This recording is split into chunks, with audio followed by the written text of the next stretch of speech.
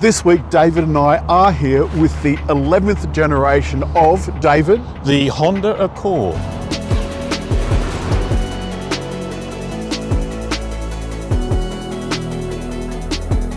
This is a totally new take on Accord. I mean, it may not sound it, but it's a totally new take on Accord. It is a little Honda Civic-ish in my view, especially here at the front with the sort of flattened lights and so forth. The LED lights are active. You can see that this colour, it doesn't show up particularly well on this, so we've got some photos of a lighter car. There's active shutters at the front, and that aids airflow, so it also blocks off air when you don't need the engine to be cooled. But of course, the unique thing about this range is there's only one model, and that's this, the RS, and it's a hybrid. But you don't realise how big this is. It is absolutely huge.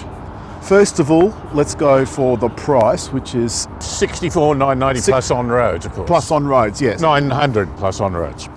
So that's quite a big chunk of change, but you're getting quite a big car for your money. A lot of technology, accomplished and revitalised. Yeah. I think that really summarises where Honda needs to be. It needs to be revitalised. Well, I hope they haven't left it too late.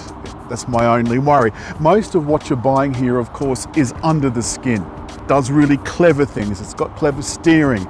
And the hybrid system is incredibly clever as well. It's got two motors, one of which is used just to charge the battery, and the battery is under the back seat along with all of the gubbins for it. Fuel consumption down to 4.8 on combined, 5.4 on rural, but remarkably 2.4 in urban. And you can see just how wide and long this car is.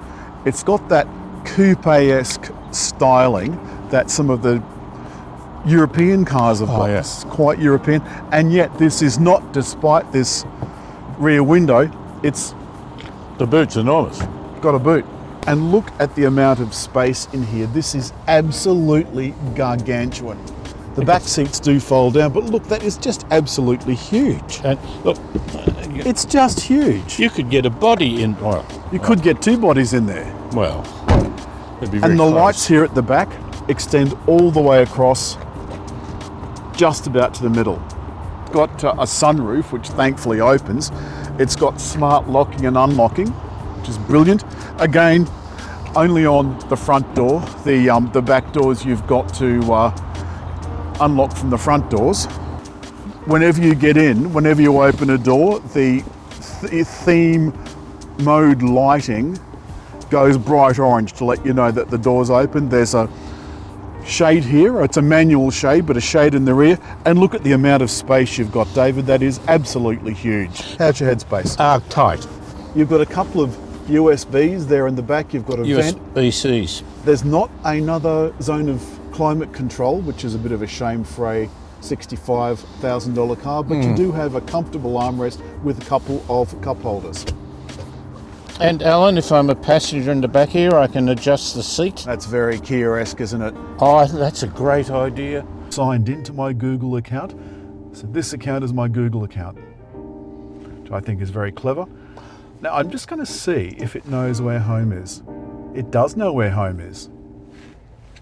It's where the heart is, Alan. Yeah, well, I don't know that I'd get that excited. Steering wheel is nice and uncluttered, and like most hybrid cars, we've got a set of paddles for regeneration. We've got drive modes as well, but you really don't need it. Once you're on the move, you'll also notice that we've got active noise cancelling. It was very good. It's incredibly quiet. So we'll go around the corner now. I can see in my head-up display, David, this very large 10-inch or so head-up display, that it's giving me my directions in the top, Yep. which I think is just extraordinary. There we go. That's nippy. Go around here. Look, we'll just nip around this corner. How's that? It just sits nice and quietly, doesn't it? Doesn't it? Just, it's beautiful. This is an eCVT, David. What does that mean, Alan? ECVT means that it's a CVT that has electronic control. Let me just put that up into sport. I'll wait for this car to go. Indicate and give it some beans. Bit of sporty engine noise. And also, did you hear the gear changes? So it's simulating gear changes, and it does that regardless of drive mode. All right, I've got my steering on, there we go. So the car's now steering itself and keeping a distance from the car in front. My blind spot monitor is active. All of these things are active, David. It's working with the dual pinion electric power steering.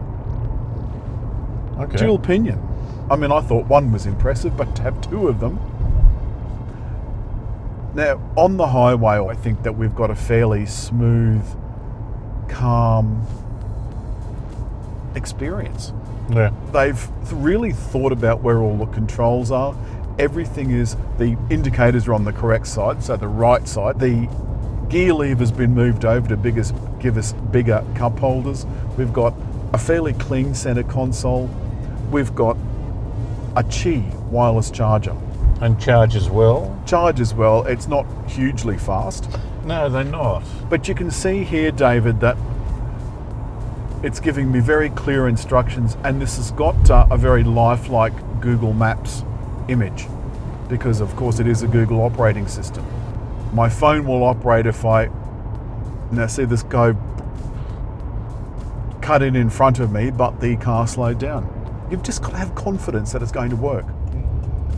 Now we'll nip around here. We're down to city speeds now. This Accord is so beautiful at city speeds. It is a city car, and like all hybrids, they do much better, as you mentioned outside. 2.4 litres.